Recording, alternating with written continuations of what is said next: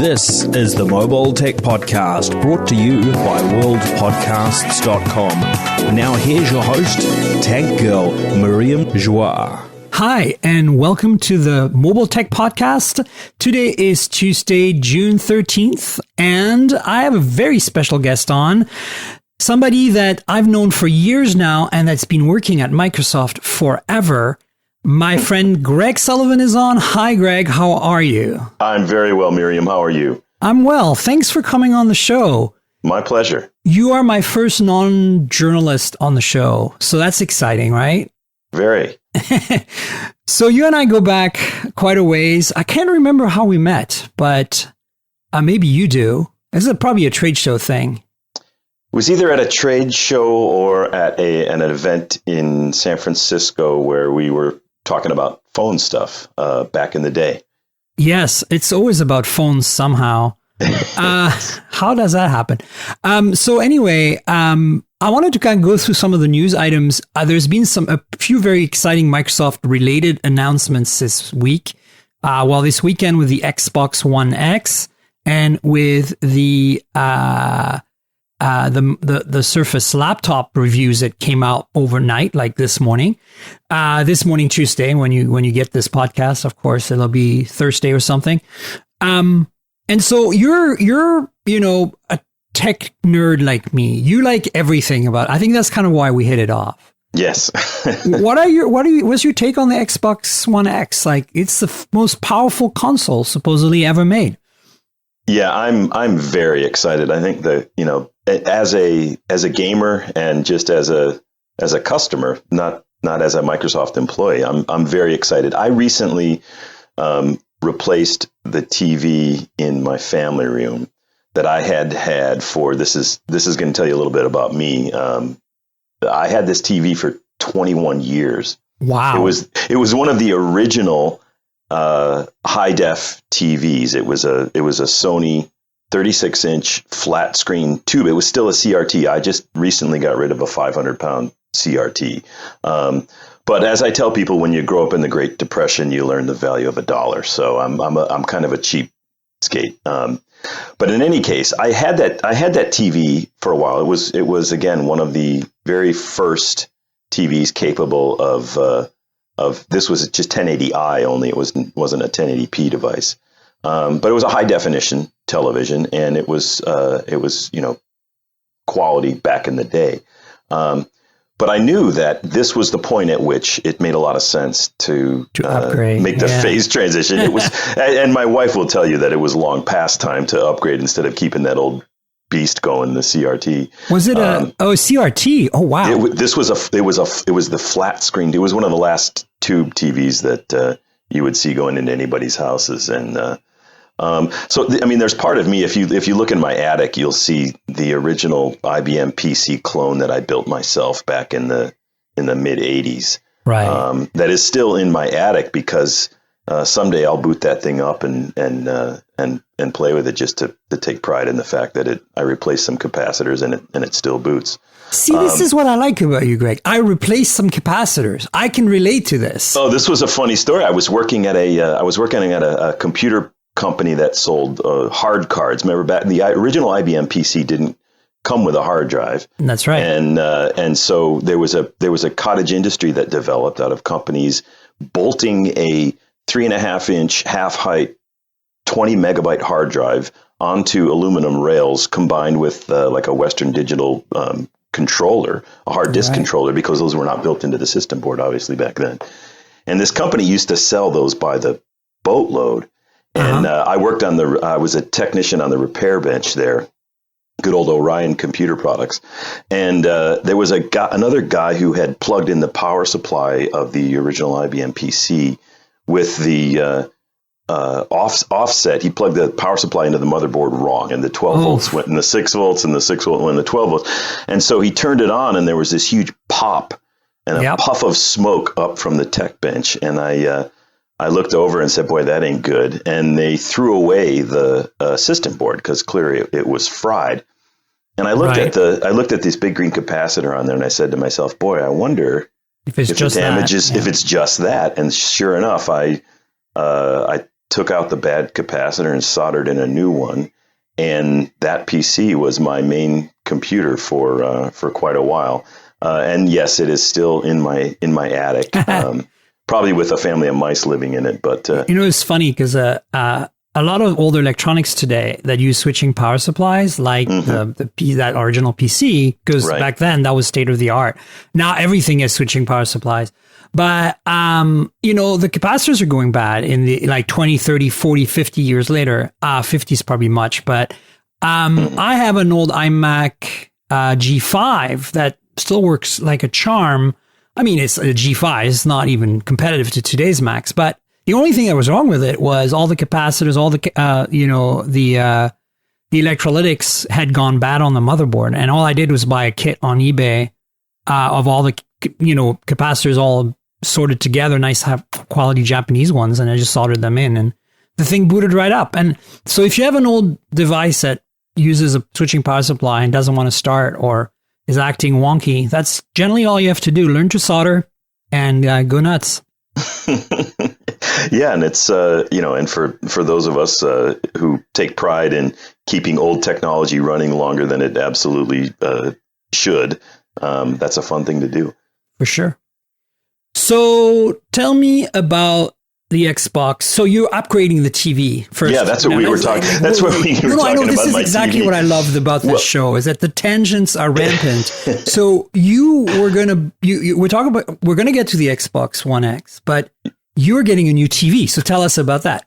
So I got a new TV, and I looked at what was available, and I didn't want to go completely nuts, but I wanted to get something that, if not lasting another 21 years, would at least get me through the next kind of generation of tech. And so, of course, I got a 4K UHD TV.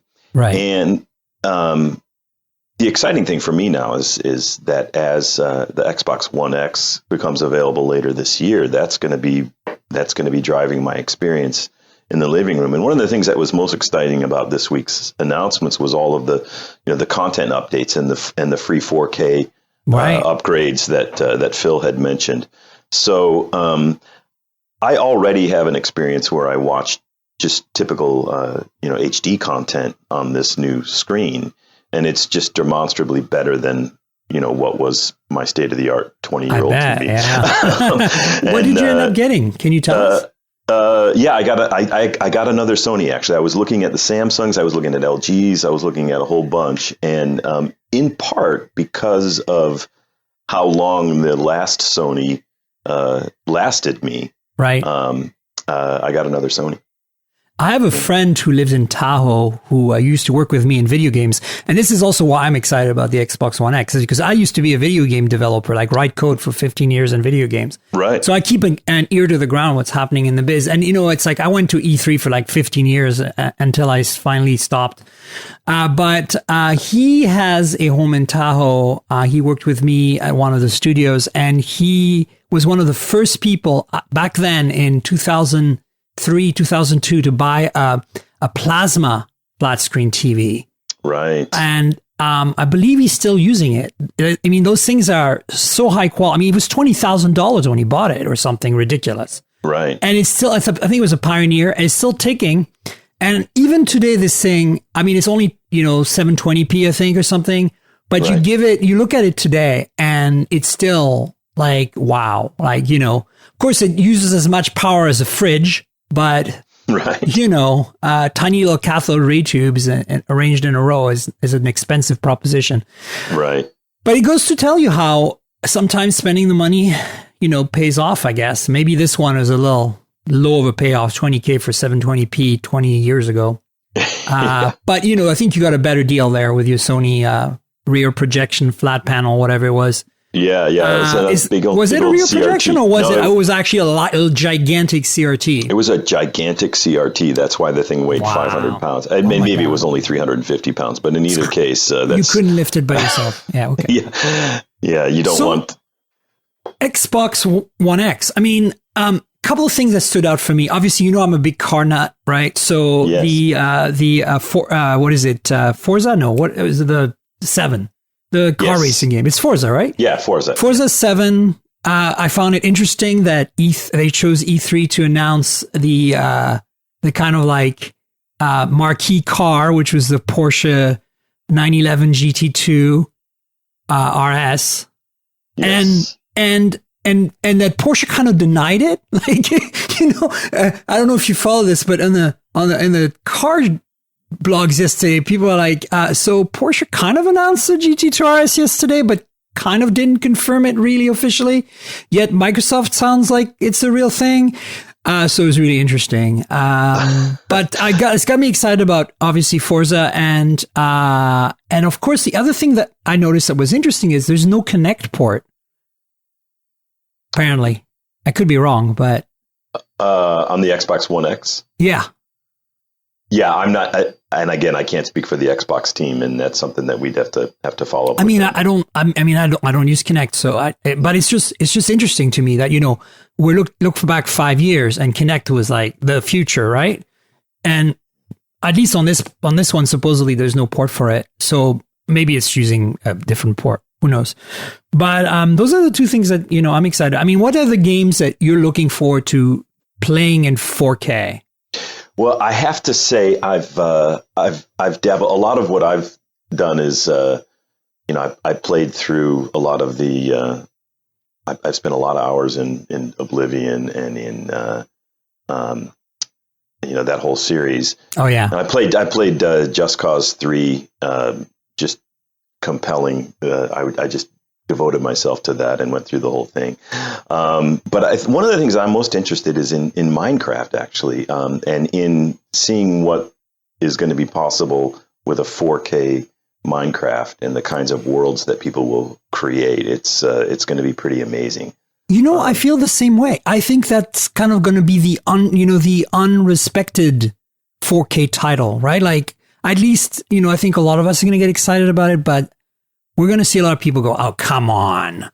Minecraft in 4K, are you crazy? That's completely ridiculous. Yeah, I think, people associated with it kind of that throwback 8-bit chunky graphics look and feel. But I think one of the exciting things will be to see what the team has done to take advantage of the power that Xbox One X brings to the table and what you can do in 4K with something like that, the kinds of worlds that people can create.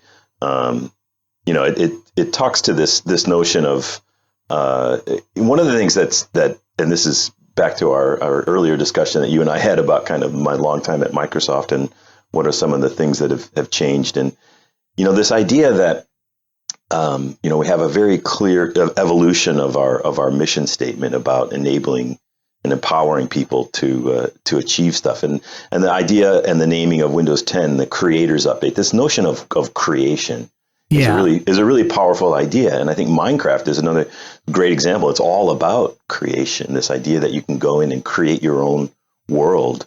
And one of the things that's really exciting about that is just the creativity and the open-endedness of it.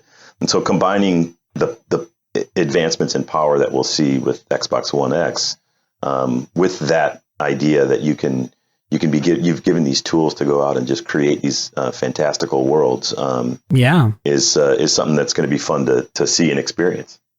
It's funny, the other thing that kind of like, my nerd kind of got titillated by was the 6 teraflops compute power and the vapor evaporation cooling.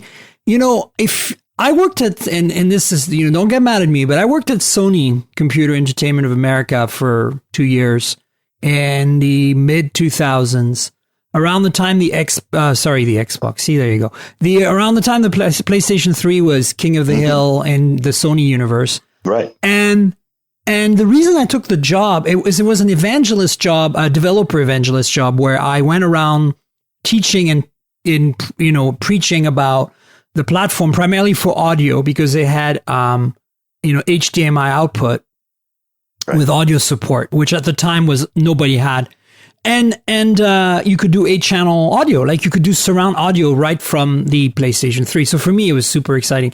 But I took the job in part because coding on the PlayStation 3 was a total disaster. I mean, it was such a challenge. It was so difficult because of cell processor and stuff that to me, I wanted to learn, like, you know, the challenge was what got me going. But if you look at my history as a game developer, my most fun and exciting moments as a dev were always on Xbox. And, you know, it's funny to see now that, you know, sure, you know, the Xbox One X just came out. The PlayStation 4 Pro is a few months old. But it's funny for me to see that for the first time, you know, indubitably, the Xbox is king of the hill in terms of hardware and specs and numbers, right? I don't think that's happened in a while. So it's like, wow, what a world we live in. If you had told me when I was working at Sony that I'd see a console in the next 5 years or whatever it was, it's more than 5 years now, but that I'd see a console with 6 teraflops, I would have like, yeah, right. I honestly, I didn't think that 4K would become a thing as quickly as it did. And as soon as you start having that kind of pixel pushing to do, right. You pretty much need that kind of horsepower, right? Right. And folks know that, you know, in terms of kind of raw performance, that PC gaming is kind of the place where. Oh, right. That's how I started. You know, the ceiling, PC gaming. And the ceiling is higher there because you'll have folks going out and being able to take advantage of the latest and greatest in, you know, primarily GPU offerings, but also the entire systems that you can build for a gaming rig, and they certainly cost more than you know, a console. The console. Yeah. And so as one of my physics professors told me one time, there ain't no such thing as a free lunch. So if you want that power, it's going to be a more expensive game. And the PC gaming space gives you that headspace. There's you know there's a high ceiling there in terms of the type of device that you can build and the raw power that it has. Yeah. But this is exciting because now in the console space, you'll have something. And clearly, I think, you know, what you saw this week with the way the team has positioned this is that Xbox One X is not necessarily the console for everyone. Oh, no. Because of that power. Yeah. Yeah. And people are kind of complaining that, well, maybe not complaining, but I've started seeing a bit of complaining out there about, the price. And I'm like, okay, look, yes, it's expensive for a console, but $500 is still not expensive. You couldn't build a PC with these specs at that price. I don't think. I might be wrong, but I think it's going to be tough to reach that level of performance in a really tightly integrated way. No, that's a great point. With the kind of power consumption and cooling that you're seeing in Xbox One X for $500 if you built your own. And that's kind of the whole point. Like a lot of people, you know, my first game that I worked on for almost 3 years was Homeworld, the real-time strategy game, published by Sierra Online back in the day. We did that when I worked at Relic Entertainment in Vancouver in the mid to late 90s. And, you know, it was a huge award-winning game, and, you know, certainly put me on the map in my career as a video game developer, because I made the audio engine for that along with my colleague Shane at the time. And the reason people were like, why do you mean you're moving on? Like, I left the company to work on consoles. Like, what do you mean you're moving on to consoles? PC gaming is where it's at. And I'm like, yes, it is. But there is no challenge there for me. Like, the hardware does all the work. Like, it just keeps getting better. And to me, what I was excited about when I started working on PlayStation 2, Xbox original, I did actually a launch title on the original Xbox, and I'm very tight with the original Xbox team. Because, you know, they were still finalizing the SDK it was called the XDK then. Right. And you know, I needed some features implemented. First of all, Microsoft was way more responsive than Sony or Nintendo ever were at getting us what we needed as developers. And secondly, and that's always been true with Microsoft. And then secondly, you know, going from PC to consoles was really challenging because I had to make things work on finite hardware that was going to stay finite for 5 years, right? Right. So as a developer, to me, that was actually more challenging. So I think that in a way, the Xbox One X is the best of both worlds because you have kind of like that incredible raw horsepower that's going to last 5 years, but it's already so high, right, that you are going to be able to basically do, you know, very similar, if not better than PC gaming on this console for the next little while, right? Yeah. And that's like, wow. Well, I think one of the underlying themes I think that is not highlighted as much is the you talk about the development platform, and one of the things that we have talked about a little bit, but I don't think has gotten as much attention, is the benefits that we're deriving from a platform standpoint on this kind of one core effort that our operating system team underwent over the last many years. Kind of the rationalizing the multiple various platforms that we had across, from embedded devices and phones and IoT and desktops and servers and gaming consoles. And, I think it's lost on most people that now with Windows 10, we have a platform that spans that entire range of devices, and we can have, we talked about the phone conversation, which is another thing altogether, but it's still relevant. And in the idea that there is not just from a kind of kernel architecture standpoint, you have the fundamental OS subsystems, which having those consistent or in fact identical across this range of device types certainly has engineering efficiency benefits for Microsoft, because we don't have to kind of target and rebuild for multiple platforms. But the benefits that has to developers and ultimately to the users of these platforms, I think are only just beginning to become apparent to people. And so the notion that you'll be able to write universal Windows programs that will run across this range of hardware, and I can have games on my PC, and we know that the PC gaming community is a thriving and growing group, and so there's a ton of interesting work going on there. But the work that was done on the operating system architecture standpoint to rationalize our multiple platforms is going to pay off dividends for not just, again, Microsoft internally, for our whole partner ecosystem, for the broad ISV community, and for end users. It reminds me of a discussion that I remember, Bill Gates talking about years ago, is this vision of the disaggregation of the PC. Like we think about these devices that we sit in front of, and just because of the way that it manifests today is not necessarily the way it's going to stay. You have display, input, output, storage, processing, all local. And we're already seeing this notion that we're kind of abstracting the storage from the I/O, from the processing, and having a platform that enables kind of this broad array of devices to participate and deliver experiences to you, again, that can go from one device to the other. We're going to start to see some really exciting things. So as a game developer, for example, that you have to kind of reinvest and pay a tax for each additional platform that you target. For sure. And we've heard in the industry of this idea of writing, leveraging your code across as many different execution environments as possible has been the holy grail for a long time. And we've seen all kinds of abstraction layers and emulators and things that were going to solve that problem broadly. But I think, from our standpoint, if we've architected our underlying platform such that the same code can run across such an array of devices and kind of, modify and the user interface appropriately just based on the device that it's running on. It's a pretty powerful thing, especially as we look toward the future, the kinds of experiences we want to enable. Sure, absolutely. I mean, I think this is one of the strengths. It's also in a way a challenge because, you want to make sure you don't have like a lowest common denominator kind of situation. Thankfully, exactly. I think you guys have managed that really well. And I think that, that's I think what makes Microsoft innovative as a company. It's always been about the developers, developer tools, and the technologies brought to the table. If you don't mind, I want to switch gears a little bit because we already talked quite a while here about the Xbox, and I want to talk about a bunch of other stuff. Yeah. I'm going to squeeze in a few news items for the next just 2-3 minutes. Just want to make sure that the listeners, go get their fix.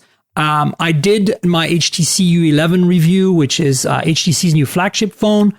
It's up on chipchick.com. That's the website I write phones reviews for. Chip, like a computer chip, chick, like a little chicken.com.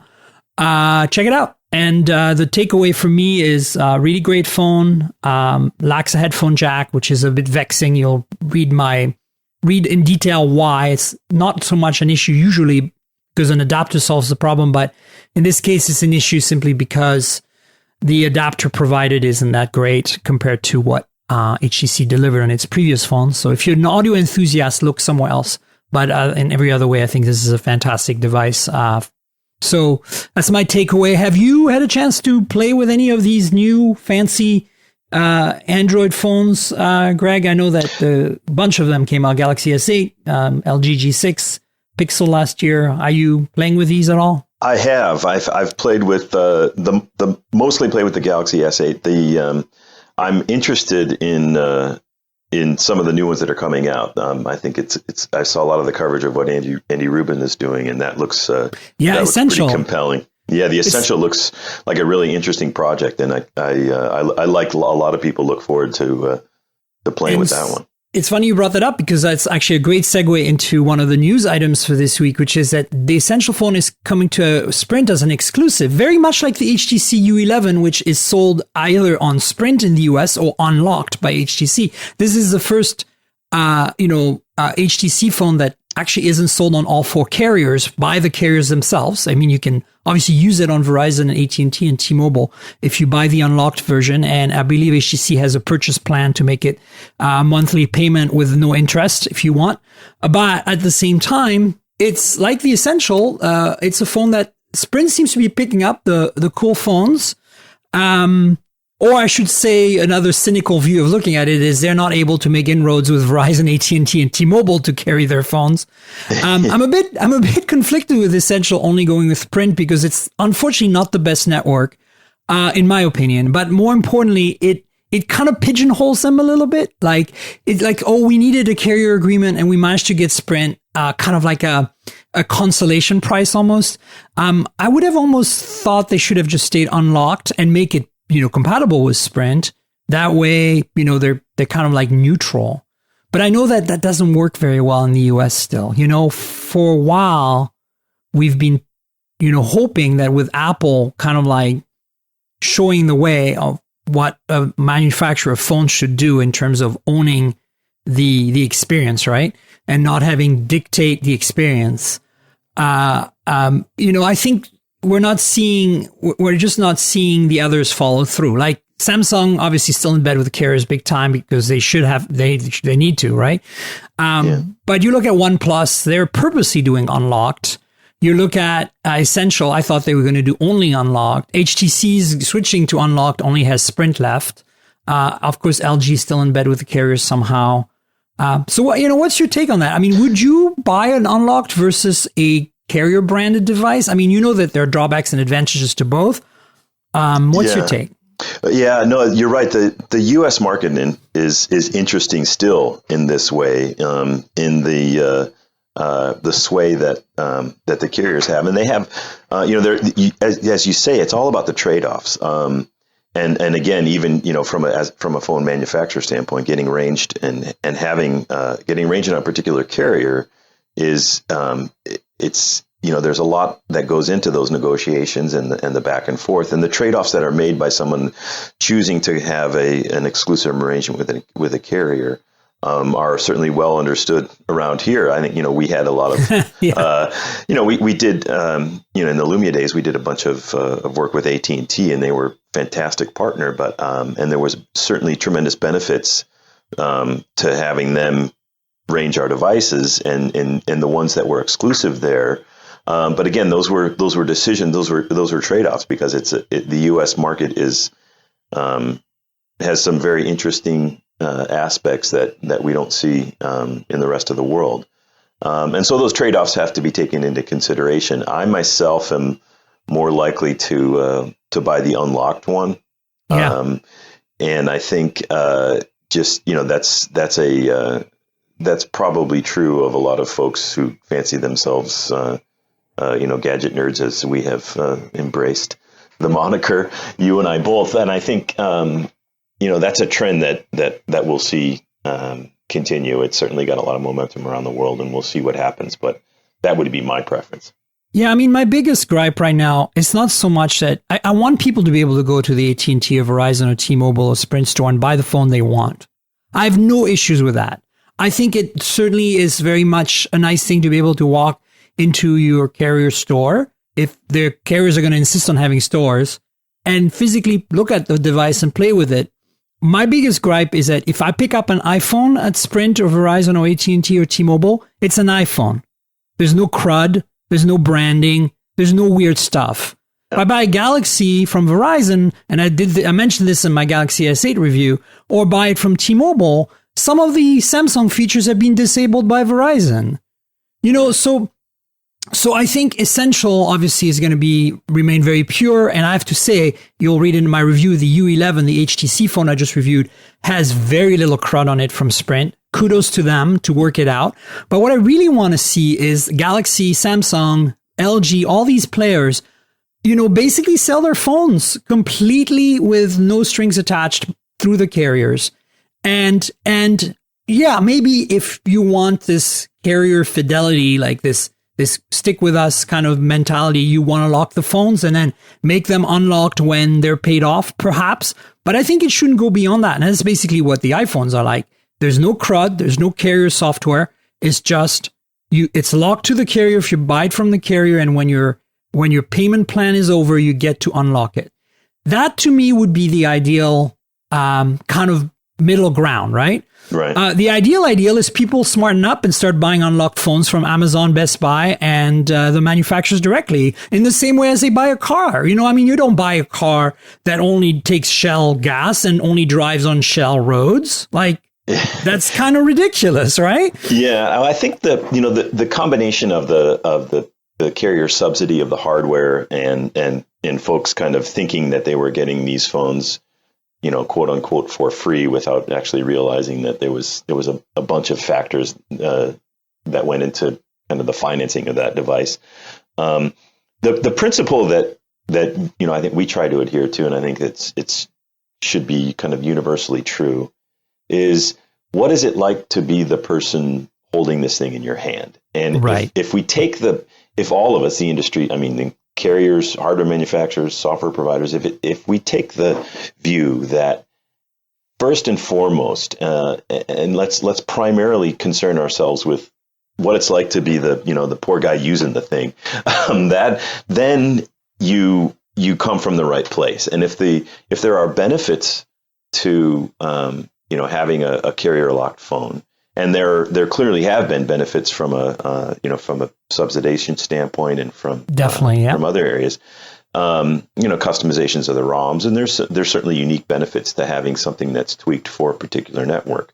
But there are also obviously advantages to having the freedom of an unlocked device. If I go overseas and I want to pop another SIM card in my GSM phone, I shouldn't have to ask my carrier's permission to be able to use the device on a network overseas. And so those kinds of trade-offs have been part of the equation. But I think, again, just getting back to the principle of the end user experience, and we get caught up in the complexities of, especially in the phone space, because you have the carriers, and OEMs of the devices, you have the carriers, and you have the channel.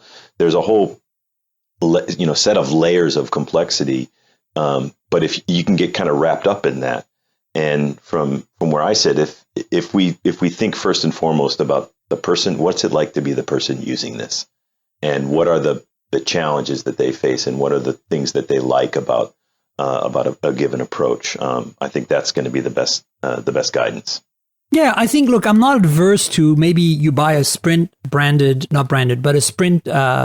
You go to the Sprint store and buy an iPhone, for example. Right now, it's not gonna install any Sprint software, but it's gonna have it's gonna have like basically a carrier package it downloads that optimizes the phone for that carrier, right? That's to me what it should be like. Right. It's like, and if that phone is unlocked and you stick an AT&T SIM in it, Apple will download the AT&T carrier package to give you a better experience on AT&T. And it's completely seamless to the user. And I think this is the way to go. I'd even be willing, if Samsung wanted to go this direction, and they did it on the T-Mobile one, which was really cool, where if you pop your SIM in, it pops up a thing that says, hey, would you like to download a few of the T-Mobile apps? Right. Like, it asks you first. Yeah. And you choose to do it. It does it in one bundle. You don't have to go to the App Store and install all the little T-Mobile apps that you're maybe used to or want to use. But the other thing that what vexes me is when you get a phone and there's like 5 or 6 carrier apps like that are actually maybe useful, like your voicemail app and whatever, and then you have like Amazon's suite of apps, and like I love Amazon, but like I don't want all of them, and right. I don't need all. Like, I mean, maybe the Kindle app and the Alexa app, since I have a few Echoes floating around, but it's like, yeah, this is my grief. It's like, and you know this about the PC space, the bundle software issue, right? For a long time, that was a way to make money and to differentiate. But it's I think it's kind of user hostile, because you're making assumptions about what they want and what they'll use, and you're looking at the bottom line before, as you said, that person's experience, right? I want to just, because I touched on it, and I don't want to I want to close the loop on it. I talked about OnePlus. There's been a lot of rumors and a lot of leaks about the OnePlus 5, which is their next flagship, which is supposed to be revealed on June 20th. I'm keeping my mouth shut because I know things I can't talk about. But at the same time, you should really tune in for next week's podcast, is all I'm going to say, because I think it's going to be all about the OnePlus 5, because it'll come out right after the news is made and the announcements are made. So we'll have a lot to discuss. I'm really excited about the company and what they've been doing in the phone space. Just like Essential, they're really kind of doing really high-end devices. I think their shtick, though, has been affordable high-end, which is badly needed, I think. Have you ever played with a OnePlus phone? I have briefly. My son's girlfriend has one, and so I've had a chance to play with it. And she loves it, and it's a very nice rig. I mean, it's not bad for the money. So speaking of laptops, I mean, we talked about, we can go back to talking about phones, but I want to talk a bit about, you said, we talked about, I just mentioned CRUD on laptops and pre-installed software. Surface laptop embargo lifted last night at midnight Pacific, I think. And it's out in the wild. The reviews are out and they're overwhelmingly positive, which has got me very excited. I played with it very briefly because Joe Belfiore had his at Microsoft Build, and he was kind enough to let me just take it for a spin really quickly, type on the keyboard, use the trackpad, touch the touchscreen. And this was on his own machine with his own account. Very, very, very nice guy to let me do this. And I don't want to get him in trouble for it, but obviously he had shut down any significantly scary apps that I shouldn't be seeing. Right. But it was just 10 seconds and it was awesome. I loved it. It's very light. It's interesting. Dieter Bohn reviewed it for The Verge and said, in terms of design, if the MacBook Air is like a Porsche, like all curves, the Surface laptop is like a Lamborghini, all angles. Mm-hmm. And I think that's true. That's what it feels like. It's a bit thick if you think about the fact that, it doesn't look thick, but it is a little thick simply because the wedge shape kind of hides some of the thickness. It's not really thick. Today's standards, everything is super thin, obviously, but because of that, it has a good angle to the keyboard and it feels like really solid. That's my takeaway from my 10-second interaction. Thanks, Joe. But you've probably used one or played with one. How do you feel about this product? I have, and I'm very excited about it. It's interesting to me, the combination of the premium quality of the device and the positioning of it as such, but then also the idea that it's designed to run a version of Windows that is going to enable a whole new set of experiences and scale and really be something that's going to meet the needs of a lot of markets, including education, for example. So it feels like a really premium piece of kit, and it feels like I love what they did with the Alcantara on the keyboard, and just like everything that the Surface team does, it has just a really great look and feel and a premium sense to it. So it's been a I played with one a little bit longer than you, but not a whole. It's not my main rig right now, but I have had a chance to play with one, and it's I think that what the Surface team has done and what Microsoft has done in hardware in general is to look at the idea of category creation. I mean, this is what we're doing with HoloLens. It's what we did with Surface Pro. This notion that there's a new class of device, and people might say, well, the laptop, that's not a category creation. That's an existing class of device. But I think this particular offering, and with Windows 10s, does establish a new category within that space. And I think for a lot of the folks that this is targeted at, it's going to be a great device. And the other thing that's cool is that this is really in the same way that Surface Pro kind of established that category of the 2-in-1 and spawned the whole ecosystem to do some really exciting stuff. We look forward to the same kinds of things happening broadly around Windows 10s and what can happen there.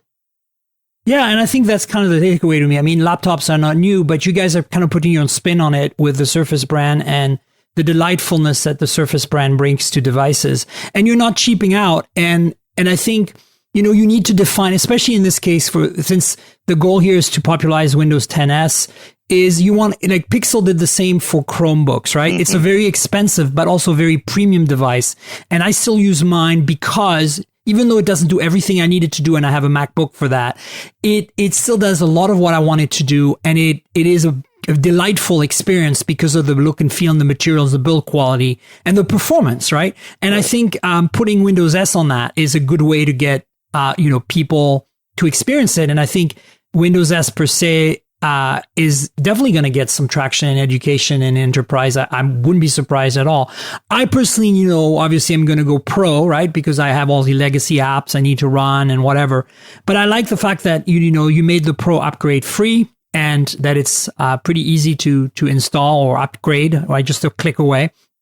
So yeah, I'm looking forward to. I think the Alcantara is going to be kind of a bit of a wild card. I hope it ages well. It doesn't age very well in cars, unfortunately. At least on surfaces you touch, it gets a little hard and brittle over time, and it can stain. So I think as long as you keep that surface, pardon the pun, but if you keep that surface clean and oil free, I mean, you try to basically clean it. It's a synthetic material, so you can use soap to clean it. Very gently with a gentle cloth. I think it'll stay looking fresh.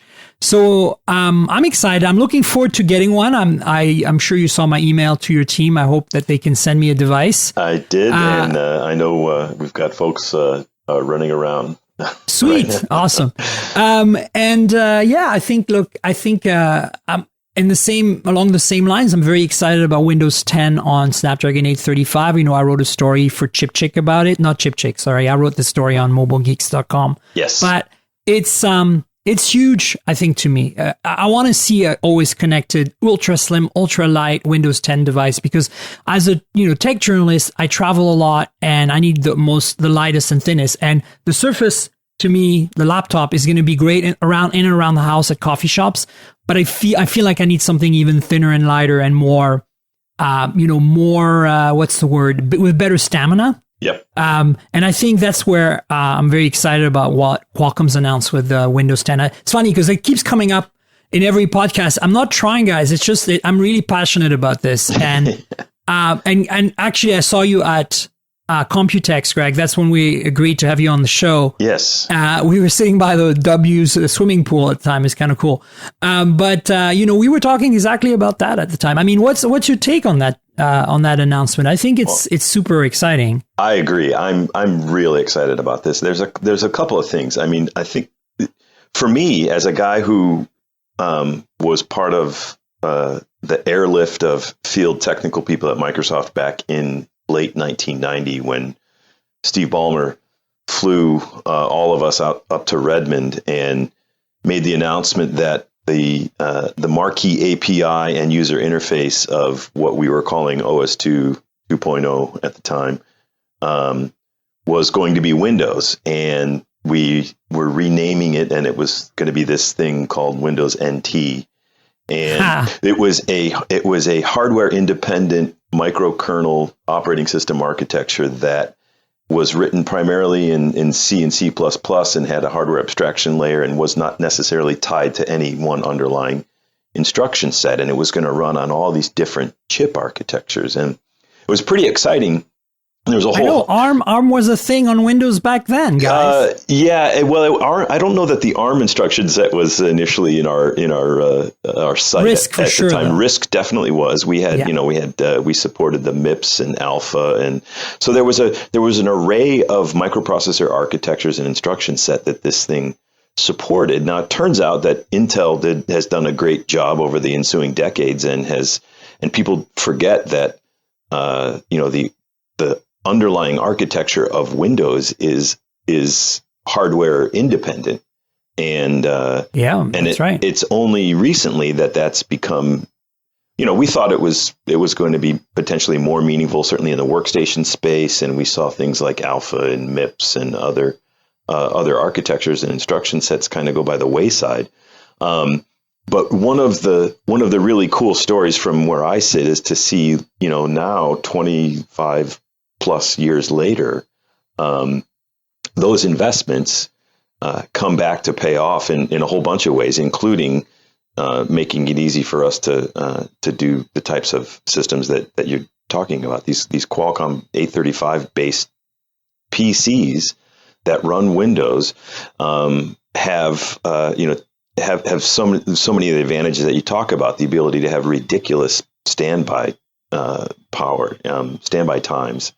To be always connected, to be able to kind of wake up immediately. So the characteristics of the ARM instruction set and of Qualcomm's chips that have led to the success that they've seen in the mobile space are coming to Windows, and there's a couple of really interesting things about the approach here, in that first of all, these devices are going to be able to connect to a domain and do all of the things from a device management standpoint that enterprises, all that enterprisey stuff. And I think that was one of the challenges that we saw initially with Windows RT, is that was not the case with that set of devices. The second thing is that really, the hardware itself has come to a point where the performance characteristics of that SoC are such that the experience, there's no compromises. You can have a really, buttery smooth experience, and you don't feel like you're making a sacrifice to gain the advantages of all the standby and the always connected. Yeah, the emulation is kind of the critical piece for me. Finally, that's great. That was the third thing. That was the third thing that didn't happen, is that the performance is there. And then now with the emulation, they'd be able to the ability to run Win32 applications. And what people may not understand is that it's just the CPU calls that go through emulation. All of the graphics stack, the memory access, it's not a situation where the entire application has to go through kind of an emulation layer. And it felt fast. That's part of the reason is that you see the CPU instructions have to be translated, but for Win32 apps, but the GPU and memory access and everything else just goes native and straight through. So those are among the reasons why the performance is such. And so you put that all together in a package, in a lightweight thing with a battery that's going to last a long, long time, and it's a pretty compelling value proposition. I think the other thing from our standpoint it does is you can look at if you look left to right, there's a whole bunch of things that are happening with respect to the developer platform. Those set of devices are going to be really a marquee environment for running universal Windows programs, because those, of course, will not go through any emulation, and they'll just run natively. The same is true for Windows 10S. And so if you have a Surface laptop, that's going to be a great device to have universal Windows apps that are sandbox, that have all the security benefits and the update benefits, all of the things that are available with that platform. And then if you look at things like the mixed reality headsets that are coming out, those those devices will run. Those are connected to Windows 10 PCs, and it'll run every universal Windows app in the store. So there's a host of things kind of left to right that you look at that take advantage of. It kind of goes back to the discussion we were having earlier about the one core effort, is rationalizing the platform across all of this and exposing the consistent APIs to developers across all these devices makes it an even more compelling argument, especially for folks that live kind of in this multi-device world that all of us live in.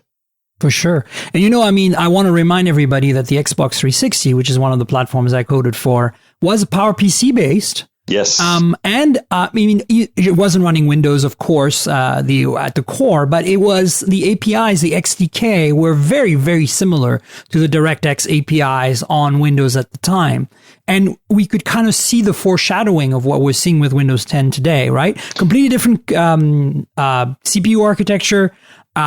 But in terms of me as a developer writing code for it, it was very similar to writing code for the PC at the time. Yeah, and there was a common derivation from a kernel standpoint too. Is not so there was a little bit more. Those are closer cousins than I think most people realize.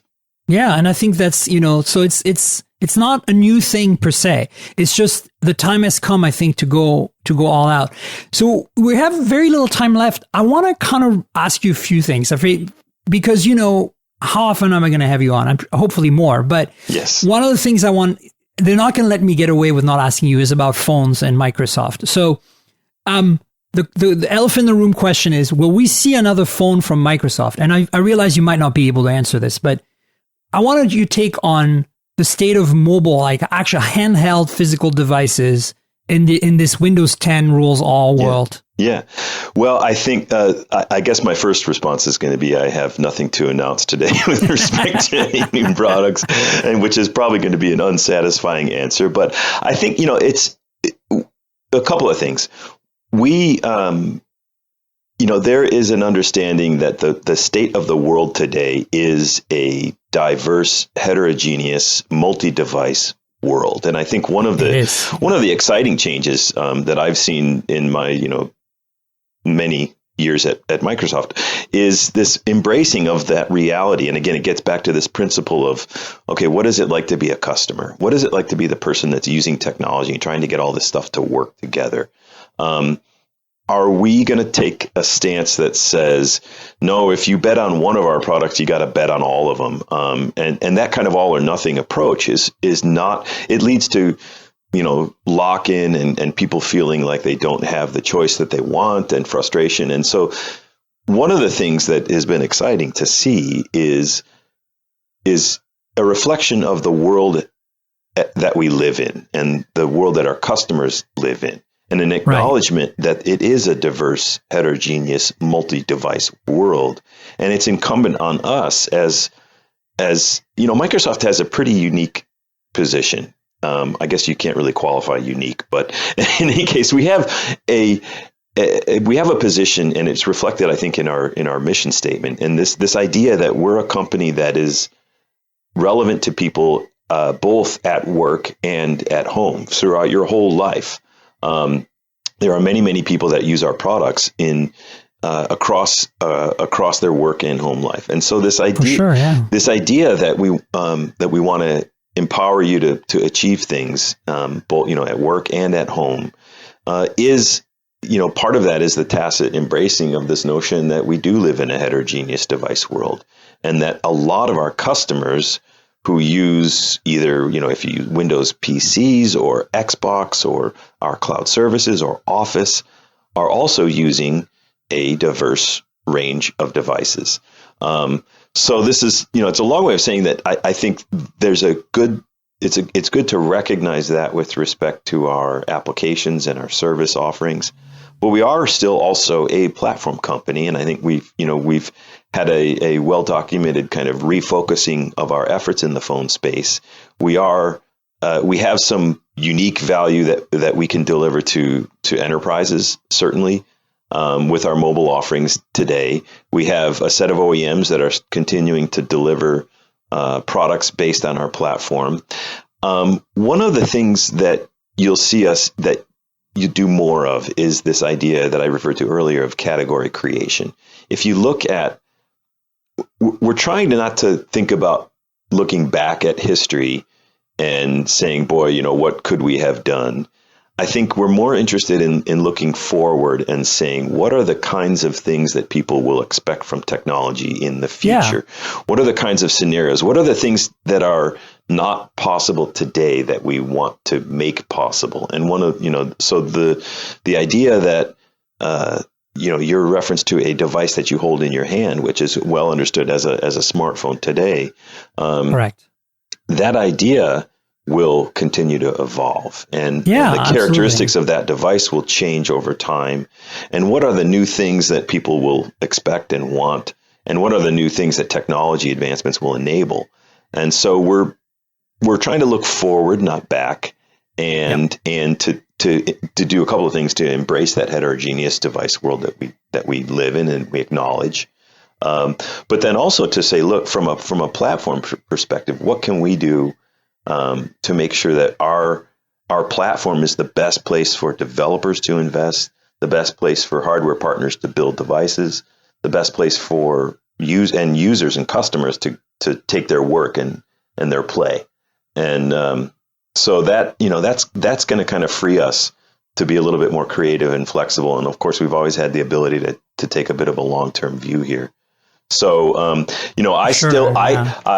of the things you had asked me earlier is what phone are you using? I'm still using, I switch around between various, I mentioned, the Galaxy S8 and I wouldn't expect iPhone. Anything else from you. But I happen to have my trusty Lumia 950, right I saw here. you use that at Computex. I was like, wow. Yeah, I'm a holdout. One of the things is, and my wife recently bought herself an iPhone. She was excited, and one of the things that she was raving about was her friend was using the Waze app. But then I was on my way downtown to a Mariners game with my buddy, and he's pointed out the fact that Waze is on Windows Phone, and I didn't realize that. So I didn't know that either. Everybody was surprised. So I downloaded Waze, and now I've got Waze on my Windows Phone.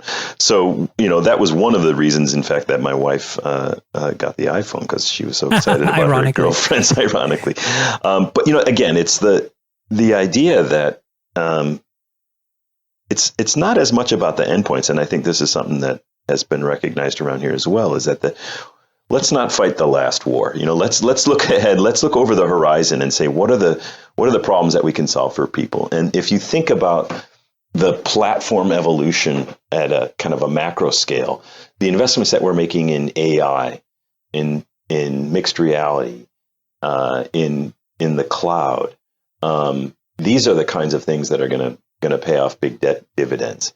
And again, it ties back to the investments that we've made in our core platform to enable it to have the flexibility to support just such a incredibly wide array of devices. If you would have told computer scientists 30 years ago that there was a single operating system architecture and a single kernel and a single OS that could run from IoT devices to they wouldn't have believed game it. consoles, to phones, to to clusters of servers doing the biggest compute jobs in the world. They wouldn't have believed you, and I think that the benefits of that we've only just barely begun to see, and it's going to be very interesting to see where this pays off. As you and I have discussed, one of the things I'm spending a lot of my time on these days is our mixed reality stuff. Let's talk about that. And as an aside, before you go into it, I want to say, I'm very excited to see how Microsoft has evolved over the last few years. With Satya at the helm, the strategy and the vision, I think, are there, and I think it's heading in the right direction. I'm a lot happier with Microsoft both as a journalist and a user. I've always been happy as a developer, so I can't complain there. But I think, I want to hear a little bit about what you're working on specifically. Maybe you can start by telling us what you do at Microsoft and how long you've been there, and then segue into what do you do? Yeah. Well, I am. I work in the Windows and Devices group. I'm in the marketing organization, but I spend most of my time thinking about our mixed reality products and story. And so I think a lot about HoloLens and Windows mixed reality as the operating system elements that enable the new headsets from our partners that'll be coming out later this year. So I work with the teams that feed back into engineering product requirements from multiple input channels from and customers to channel partners and OEMs and ODMs, the press, folks like you, and we manage kind of inbound and outbound communication around how do we build products that meet the needs of our customers, and then how do we communicate the benefits of those, and so people understand what we have. And so lately, I've been spending a lot of time in this mixed reality space, and it started, of course, with Microsoft HoloLens, and really the inflection point happened almost exactly a year ago. It was at you and I were just at Computex, a year before that. I was also at Computex, and it was me too. It was the point you were there too. It was the point at which we announced that the software that enables Microsoft HoloLens is coming to every version of Windows 10 and every Windows 10 PC, and we're going to enable our partners to build these headsets that run essentially the same software that runs HoloLens. And one of the interesting things that happened to me a year ago when we made that announcement was some folks asked me, boy, when did you guys change your strategy and decide to, take this HoloLens software and apply it to the platform broadly? And the answer is this was always the strategy. We hadn't talked about it. We initially unveiled HoloLens, a little over a year before that. And then we shipped HoloLens in March of last year. And then in June, we said, oh, yeah, by the way, the software that enables HoloLens is coming to every Windows 10 PC, and you'll be able to buy affordable headsets that deliver a mixed reality experience. One of the things that has happened since then that I frankly have been on a bit of a personal mission to try and clarify is folks have pointed out, they say, well, those headsets they're VR headsets, and HoloLens, well, it's really an AR device, and you guys are muddying the waters. And I think one of the things that we're trying to point out to people is that we take a holistic view of the entire continuum from physical reality to virtual reality. If you really go left to right, from the 100% real to the 100% virtual. I mean, that's the only way you can do that. Exactly. And there's a couple of unique things about our approach that I think will end up making a big difference once people really begin to realize this. And that is that we don't think about the VR space and the AR space as separate platforms or separate things. We see them as part of a continuum that is enabled by our underlying software platform. Windows Mixed Reality runs on the HoloLens. It's a self-contained holographic computer. It runs these incredible, volumetric 3D holographic applications. The Windows 10 PC that you'll connect one of these new headsets to also runs the Windows Mixed Reality software. It'll run every universal Windows app in the store and these new volumetric applications. Yes, it doesn't have a see-through lens, but it is delivering the same kind of software platform and the same experience. And one of my favorite, and this is where the light bulb kind of went off for a lot of people at our Build conference. And I don't know if you got a chance to go through the Holographic Academy and to I did. It was cool. Yeah, so that the point at which you go through that island puzzle game, that collaborative experience where you have, one person wearing a HoloLens and another person wearing one of these occluded headsets, which is more of a VR type of experience. Right. But you realize that you're both running the same application and you're collaborating in real time in mixed reality, not just on devices from different manufacturers of the same type, but of two essentially fundamentally different types of devices. One of them an included tethered headset, and one of them this self-contained transparent one. And I think there's no better kind of demonstration or proof of this idea that we look holistically across that whole continuum and say, look, there's not going to be this world where you use one operating system or one set of experiences or one platform developed for VR and a different one for AR. We're saying they're all part of this same mixed reality spectrum. Windows addresses and enables devices across that whole array, and that you should be able to run existing apps, collaborate. Today, if you have an Oculus Rift and I have a Vive, we most likely can't even play a game against each other. I know, and it's sad. It's kind of like the siloization of VR, right? Exactly, and we think it's the role of the operating system to abstract the differences in hardware implementations from different manufacturers, provide a consistent interface that developers can write to enable an experience so that we can, if you have a Dell headset and I have a Acer headset and my friend has a HoloLens, we should all be able to go to the store, download the app, and go, play the game. And have fun together. Have fun together, yeah. And play Forza 7 together. Exactly. Listen, on that note, I want to ask you one last thing because we need to wrap it up. But I want to ask if you have an anecdote you can share with us. You've been at Microsoft, 30 years? Almost. It'll be 28 years in October. So 28 years. Yeah. And I want to know if you have any stories to share with potentially some folks that are no longer there, that have been significant contributors. If you feel comfortable. It doesn't have to involve any folks either. It can just be like some fun Microsoft story to leave us with. There's one story that came to mind, and when you first mentioned this, and that was it happened to be about Steve Ballmer, and this is actually still. There's a transcript of this still, I believe, up on the Microsoft website somewhere. So I don't think I'm cool. kind of you're not in trouble. Hopefully not breaking into jail on this. The PR police is not going to come knock on your door. No, this talks to it just talks to the kind of guy Steve Ballmer is as well. He was amazing to work with. But there was I believe it was a Comdex actually years ago, and. I remember Comdex, yeah, and there was a people here weren't born. Many listeners, it's okay. Yes, don't worry. You kids don't remember this show that used to be called Comdex, and Bill Gates gave the keynote, and I remember I wasn't planning to go, but I got asked to come, and we were just about to launch Windows XP, I believe, and wow. I got called. I got asked to come and do a demo on stage with Steve Ballmer to show off some of the new features in Windows XP.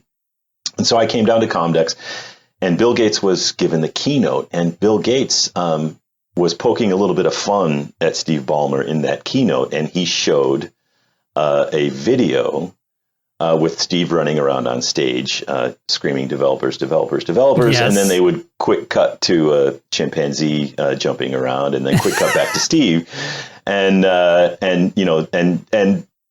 Bill made a joke about Monkey Boy, and Steve took it all in stride.